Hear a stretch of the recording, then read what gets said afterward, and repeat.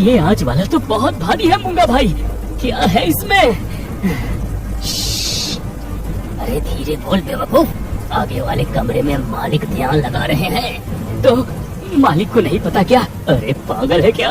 हरिहर बाबा को भनक भी लग गई ना तो वो हमें जिंदा गाड़ देंगे। वो संत आदमी है, उन्हें लगता है सब चंगा है। ये पाप सिर्फ मेरा और तेरा है। जल्दी कर और निकल यहाँ से। मध्य प्रदेश की सीमा पर बसे गुलाबपुर गांव में जीवन सरल नहीं था। गांव छोटा था पर तकलीफें बड़ी। बरसों से इस गांव में गरीबों का एक ही सहारा था, हरिहर प्रसाद भोजनालय। हम गरीबों के तो आप भगवान हैं। आहा, हरिहर बाबा क्या स्वाद है। अरे 20 रुपए में तो आजकल क्या ही मिलता है। आप अमृत खिला रहे हैं, अमृत। अरे बस करो, सब कुछ भगवान की इच्छा से हो रहा है। वो ही करता है, वो ही सबका पालनहार है। सही बोले भैया। मैं तो कहता हूँ सरकार को आपको मेडल देना चाहिए। नमस्ते मालिक, आज ही इस गांव में आया हूँ। बड़ा अपनापन सा लगा इस जगह। नई सरकारी बिल्डिंग बन रही है ना, उसी में दिहाड़ी का काम मिला है। धन्य है आप जैसे लोग जो हम मजदूरों के बारे में सोचते हैं। मिठू मिठू, वेलकम वेलकम, थाली खाओ स्वर्ग जाओ। अरे ये सब तो ऊपर वाले की इच्छा से हो रहा है। हम तो बस सेवा कर रहे हैं। मूंगा, सभी लोगों का अच्छी तरह से ध्यान रखना, कोई भी जरूरतमंद भूखा ना जाए। अब मुझे थोड़ा काम है, मैं आता हूँ। हाँ हाँ मालिक, मैं अच्छे से ख्याल रखूंगा इन सब का। अरे मूंगा भाई, थोड़ी दाल तो चला दो हर जगह। मूंगा दाल लेके आता है और दीना को देता है। फिर दाल को चम्मच से पीने लगता है। फिर वो दूसरे लोगों को दाल परोसता है। वैसे तुमने अपना नाम नहीं बताया। दीना नाम है मेरा, मनेरपुर गांव से आया हूँ। अरे भैया, अच्छी जगह आए हो। वैसे अपना ठिकाना कहाँ डाला है इस गांव में? अभी तो सड़क ही ठिकाना है, आगे भगवान जाने। अरे हरिहर, मालिक को बताना था ना, हमारे पास भी रहने की जगह नहीं। उन्होंने हमें रहने की जगह भी दिलाई। ऐसा क्या? फिर तो मैं उनसे इस पे जरूर बात करूँगा। भाई मुझे चक्कर क्यों आ रही है? अरे जरा ध्यान से दीना, अब देख कहीं गिर मत जाना। अरे मूंगा भैया, ले जाओ इसे, थोड़ा कमरे में सुला दो। लगता है थकान से इसकी ऐसी हालत हो गई है। दीना, तुम्हें थोड़ा आराम कर लेना चाहिए। मूंगा दीना को सहारा देते हुए कमरे तक ले जाता है। अरे भाई, मेरा सर कुछ साफ नहीं दिख रहा है। अरे चल थोड़ी दूर, सब साफ दिखेगा। नहीं, बचाओ। लगता है स्वर्ग दिख गया दीना को। चलो आज शिकार मूंगा को दिला दे। अब अपने अपने घर निकलते हैं, वो पैसे घर पहुंचा देगा। दो गरीब मजदूर मंगरू और ललन गांव में नए आए थे। पेट में भूख, जेब में बस 50 रुपए लिए। वो दोनों गुलाबपुर गांव में मजदूरी खोजने आए थे। मंगरू और ललन सारा दिन गांव में घूमे। काम मिला भी, लेकिन उन्हें बताया गया कि मजदूरी मिलेगी हफ्ते भर बाद। अब खाने और रहने का जुगाड़ कहाँ से होगा? अरे वही मैं सोच रहा हूँ, यहाँ तो हमें कोई जानता भी नहीं है कि जो उधार दे दे। वो गांव की सड़कों पर चले जा रहे थे, तभी रास्ते से जाते हुए उन्हें एक बोर्ड दिखा, हरिहर प्रसाद भोजनालय 20 रुपए। अरे वो देख, केवल 20 रुपए में खाना। मेरे पास 50 रुपए है, हम दोनों का पेट भर जाएगा। अरे ऐसा कैसे हो सकता है रे? 20 रुपए में जम्बो थाली? अरे भगवान का घर समझो, हम गरीबन पर दया करता होगा कोई। लेकिन उनके कदम वहीं ढाबे के सामने रुक गए और वो भीतर जाएं या ना जाएं इस बारे में सोच रहे थे। तभी धनिया और टुनटुन वहाँ आए। मंगरू और ललन को देखकर उन लोगों की आंखों में चमक आ गई। अरे भैया, यहाँ ढाबे के बाहर क्यों खड़े हो? ढाबे के भीतर चलो, हमारा तो रोज का भोजन यही होता है। अरे बहुत जोरों की भूख लगी है धनिया, जल्दी चल, कहीं थाली खत्म न हो जाए। वैसे तुम्हें विश्वास नहीं हो रहा ना कि थाली के मात्र 20 रुपए लिए जाते हैं? हाँ, आपने सही समझा। हम लोग यही सोच रहे हैं, इस महंगाई के जमाने में 20 रुपए में जंबो थाली कैसे कोई दे सकता है? हम भी पहले यही सोचते थे, मगर हरिहर भैया हम गरीब लोगों के लिए भगवान हैं। उन्होंने प्रण लिया है कि उनके होते इस गांव में कोई भूखा नहीं रहेगा। अरे वाह, ये तो गजब हो गया। इस कलयुग में भी अच्छे लोग बचे हैं, मुझे आज मालूम हुआ। अब ज्यादा मत सोचो, एक बार खाओगे तो 2-4 अपने जैसे और को लेके आओगे। अरे मैंने तुझे बताया था इसके बारे में। अच्छा ठीक है भाई, उसके लिए शुक्रिया। ये कहते हुए उन लोगों ने मंगरू और लल्लन के साथ ढाबे में प्रवेश किया। तभी मूंगा और कालू जम्बो थाली सबको परोसते हैं। मूंगा और कालू की आंखों में एक अलग सी चमक दिखाई दे रही थी। उन्हें दो नए शिकार दिख रहे थे। तभी धनिया ने अपना प्लान शुरू किया। अरे वाह, थाली तो माँ के हाथ के भोजन के समान है। 20 रुपए कीमत में तो 100 से भी ज्यादा का सामान मिलता है यहाँ। बिरजू, जो पहले ही वहाँ खाना खा रहा था, उन लोगों की ओर देखकर मुस्कुराया और फिर उंगलियाँ चाटते हुए बोला, सच में भगवान ने खुद भेजा है ये आदमी। खाने में ऐसा स्वाद मानो प्रसाद खा रहे हो। इन लोगों की ये सारी बातें मंगरू और लल्लन को प्रभावित करने के लिए भी थी और बेचारे मंगरू और लल्लन प्रभावित हो भी गए। उन्होंने अपने लिए भी खाना मंगाया। दोनों खाने पे टूट पड़े, रात से भूखे जो थे। वाकई में खाना बहुत स्वादिष्ट है। मुझे तो यकीन नहीं हो रहा कि ये खाना केवल 20 रुपए का है। अरे मजा आ गया भाई। अतिथि देवो भव, दूसरे गांव से आए हो, अगर रहने की दिक्कत हुई तो हमारा पता याद रखना। यहाँ रहने की भी व्यवस्था उपलब्ध है। अरे गजब भाई गजब, हम सोच ही रहे थे कि यहाँ रहने का ठिकाना कहाँ ढूंढे। हाँ भाई, हम दोनों यहीं रुकेंगे। आज की दिहाड़ी के बाद रात से यहीं रुकेंगे। अरे मूंगा भाई, लेकिन गजब, 2 ही बिस्तर खाली बची है। लगता है ऊपर वाले ने इनके लिए ही बचा रखी थी। अरे मालिक हो तो हमारे जैसा एकदम संत आदमी है। अब बस यहीं हम मजदूरी करके घर बसा लेंगे भाई लोग। अच्छा, अब हम चलते हैं। अब दिहाड़ी का वक्त हो गया है। अब रात को अपना सामान लेके आते हैं। हाँ, अब से अपना ही घर समझो इसे। मंगरू और लल्लन दिहाड़ी के लिए निकल पड़ते हैं। तभी रास्ते में अचानक लल्लन का फोन बजने लगा। फोन उसकी पत्नी का था। कैसे हो आप? कोई काम धंधा मिला या नहीं? अरे क्या बताऊं शीतल, काम भी मिल गया, भोजन की व्यवस्था भी हो गई, और तो और रहने का ठिकाना भी मिल गया है। मगर पेमेंट हर हफ्ते होगा। तुमने कैसे फोन लगाया? अब आपको क्या बताएं, माँ जी की तबीयत ठीक नहीं है। उन्हें अस्पताल में एडमिट किया है। अगर हो सके तो आप अपने गांव वापस आ जाइए। अपनी पत्नी की बात सुनकर लल्लन परेशान हो गया। उसने मंगरू से कहा, मुझे माफ कर दे, इस अनजान गांव में मैं तुझे अकेला छोड़कर जा रहा हूँ। क्यों, क्या हुआ?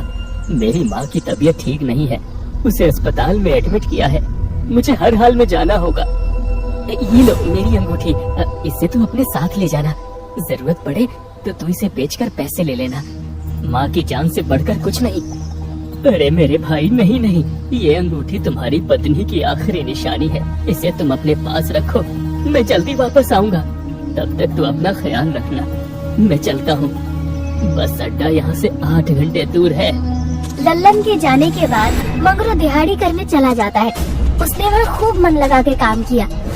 ऐसे ही शाम से रात हो जाती है। आज तो कमर टूट गई काम कर करके, लेकिन सुकून इस बात का है कि रहने और खाने का बंदोबस्त हो गया। सारा सामान भी ले लिया है। अब सीधे ढाबा पहुँचने के बाद मस्त स्वादिष्ट थाली खाऊंगा और आराम करूंगा। मंगरू को क्या पता था कि वो ढाबे को नहीं बल्कि अपनी मौत को गले लगाने जा रहा है। कुछ ही दूर चलते चलते मंगरू ढाबे के पास पहुंच जाता है। मंगरू खटिया पे बैठे अपना चाकू तेज कर रहा था और कालू मोबाइल पे कुछ देख रहा था। तभी मंगरू ने बोला, अरे मंगा भाई, देखो मैं सारा सामान लेकर आ गया।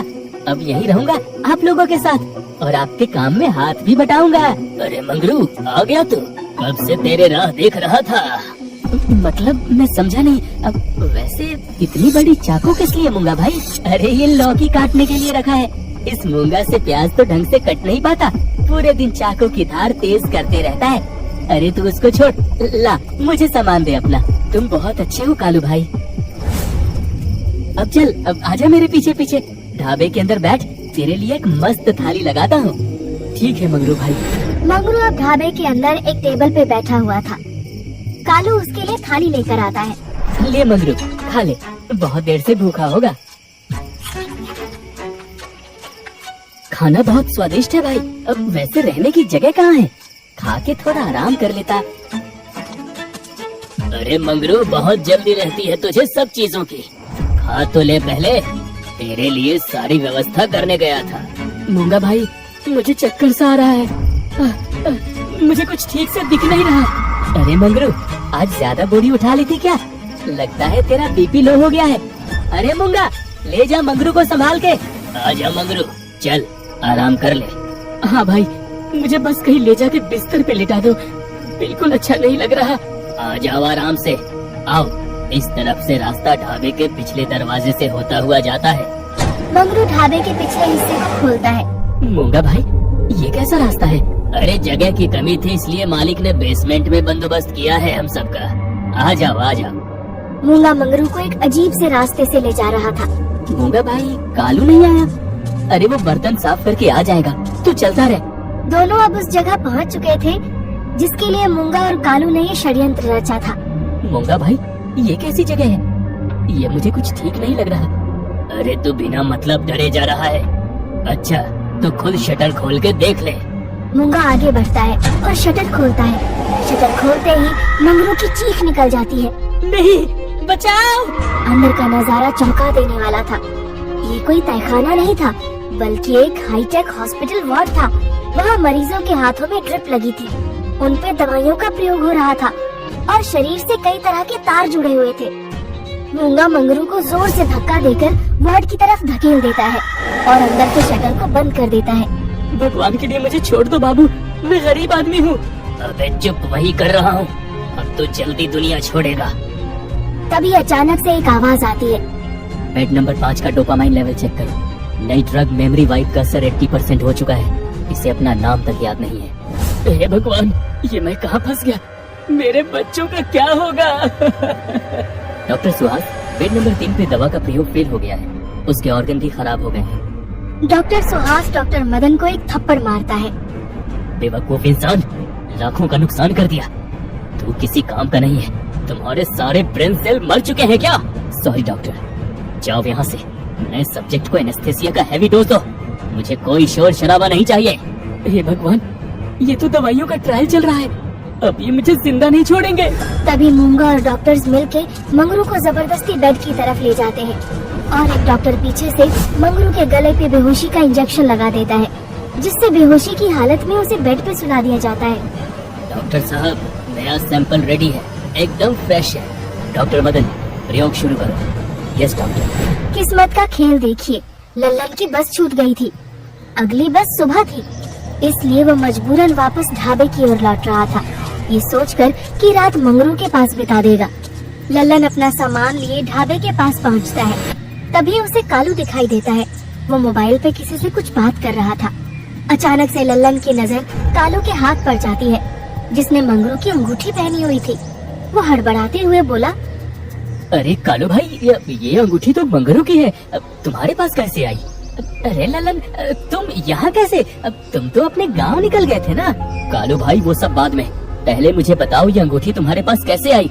मंगरू कहाँ है? मंगरू, मंगरू! अरे मुझे कुछ ठीक नहीं लग रहा। नहीं, कुछ ठीक नहीं है। जरूर मंगरू मुसीबत में है। धोखा, धोखा हुआ है। तभी लल्लन को मंगरू की दबी हुई चीख सुनाई देती है, जो जमीन के नीचे से आ रही थी। तुम लोग साधु नहीं, कसाई हो। मंगरू खतरे में है। मैं अभी पुलिस को सब कुछ जाके बताता हूँ। ललन भाई, आज मैं तुम्हें नहीं रोकूंगा। इन सब से मैं भी थक चुका हूँ और मुझे ये भी पता है जल्द ही मैं भी इनका शिकार बन जाऊंगा। शिकार मतलब? मुझे सब कुछ सच सच बताओ। यहाँ दवाइयों का ट्रायल टेस्टिंग होती है। बड़ी बड़ी दवा कंपनियाँ गरीबों पर अपनी अवैध दवाइयाँ टेस्ट करवा रही हैं। हम सिर्फ इसके दलाल हैं। क्या? हाँ, मूंगा के डर से मैंने आज तक हरिहर माली को कुछ नहीं बताया, लेकिन आज मैं भी तुम्हारे साथ हूँ। अब इस पाप का अंत होगा। आज मैं अपना पश्चाताप करूँगा। चलो पुलिस को सब कुछ बता देते हैं। बिना पुलिस की मदद से हम कुछ भी नहीं कर सकते। ठीक है कालू, जल्दी चलो। लल्लन जैसे ही चलने के लिए आगे बढ़ा, कालू ने पास रखी बोतल लल्लन के सिर पे दे मारी। लल्लन वहीं जमीन पे गिर गया। मूंगा, जल्दी बाहर आ, एक और सैंपल रेडी है। मूंगा और कालू बेहोश लल्लन को स्ट्रेचर पे लिए तहखाने के अंदर ले जाते हैं। दोनों के चेहरे पे एक अलग सी चमक थी। तुम लोग कोई नहीं बचोगे। मेरा दोस्त मंगरू कहाँ है? मैं हरिहर को सब कुछ बता दूंगा। मूंगा, तो बताओ, जल्दी बताओ। मैं ही हूँ हरिहर।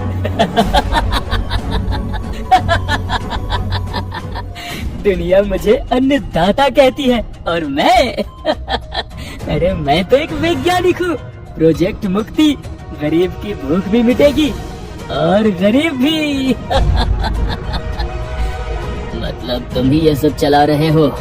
हाँ, और नहीं तो क्या। अरे यही तो है डॉक्टर डैन। देखो ललन, दुनिया में दो तरह के लोग होते हैं। एक वो जो इतिहास बनाते हैं और दूसरे वो जो सिर्फ भीड़ बढ़ाते हैं, भीड़। ये मजदूर, ये गरीब, इनकी जिंदगी का क्या मकसद है? कुछ नहीं, ये पैदा होते हैं, मजदूरी करते हैं और मर जाते हैं। मैंने इनकी जिंदगी को मकसद दिया है। इनके शरीर पर जो दवाइयाँ टेस्ट हो रही हैं, उनसे कल अमीर लोगों की जान बचेगी, कैंसर का इलाज मिलेगा, बुढ़ापा रोकने की दवा बनेगी। सोचो, ये अनपढ़ गंवार लोग मानवता के कितने काम आ रहे हैं, और बदले में मैं क्या मांगता हूँ? बस इनका शरीर। तुम राक्षस हो, इंसान रूपी राक्षस। अरे इंसान वो है जिसकी जेब में पैसा है, बाकी सब तो सिर्फ बायोलॉजिकल वेस्ट है। मैं तो समाज सेवा कर रहा हूँ। अरे इन्हें फ्री में बिस्तर दिया, एसी दिया, और क्या चाहिए? डॉक्टर हरिहर, एलानिन ट्रांसएमिनेस में हमने 2-3 अलग अलग केमिकल मिक्स किए जो आज ही आई हैं। तो फिर सोच क्या रहे हो? हम उसे आज ही यूज करेंगे। इंजेक्शंस रेडी करो, उसे आज हम मंगरू और ललन पे टेस्ट करेंगे। तेरा बलिदान व्यर्थ नहीं जाएगा मंगरू। डॉक्टर सुहास तुरंत उस केमिकल को इंजेक्शन में डालकर हरिहर को देता है। हरिहर जैसे ही लल्लन को इंजेक्शन लगाने ही वाला था कि एक जोर की ब्लास्ट की आवाज सुनाई देती है।